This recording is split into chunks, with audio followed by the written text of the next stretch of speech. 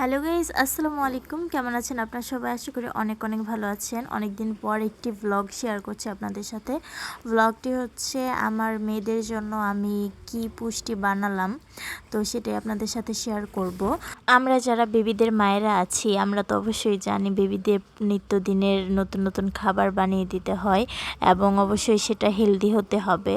তো আমার বাচ্চার স্বাস্থ্যের কথা চিন্তা করে ভাবলাম যে বাজার থেকে যে ধরনের বাদামগুলো পাওয়া যায় সবগুলো এনে ভালো করে মিডিয়াম আঁচে ভেজে নিব এবং সেটি ব্লেন্ডারে দিয়ে ব্লেন্ড করে নিব, গুঁড়ো করে নিব।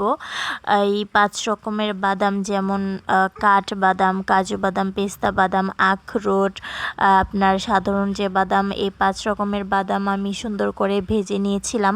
শুরুতেই আপনারা দেখতে পেয়েছেন এবং সেটি আলাদা আলাদা করে আমি ব্লেন্ডার করে নিয়েছি এবং সেই গুঁড়োগুলো দেখতে পাচ্ছেন।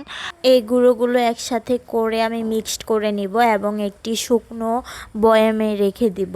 এবং ধরেন বাচ্চাদের সুজি তৈরি করা এবং আমরা যারা এমনি দুধ খাওয়াই, দুধের সাথেও 2 চামচ আপনি বাদামের গুঁড়ো মিশিয়ে আপনারা দিতে পারবেন, তাহলে দুধের সাথে আরেকটু এক্সট্রা পুষ্টি পাওয়া যাবে এবং বাচ্চাদের বিভিন্ন খাবারের ভেতর দেওয়া যায় এবং তাতে তারা এক্সট্রা পুষ্টি পাবে। তো সেই জন্যই আর কি আমার এই কষ্ট করা। বেবির হেলথের জন্য মায়েরা কত কি না করে থাকি। তো আপনারা যারা বেবিদের মায়েরা আছেন আমার মতো, আপনারাও বাসায় এটা ট্রাই করতে পারেন বেবিদের এক্সট্রা পুষ্টির জন্য। সেটি তাদের স্বাস্থ্যের জন্য অনেক ভালো হবে এবং মানসম্মত হবে। বাহিরের জিনিসের থেকে নিজেরা ঘরে বানিয়ে করলেই সেটা ভালো হয় আমার মতে। আপনারা চাইলে এটি ট্রাই করতে পারেন।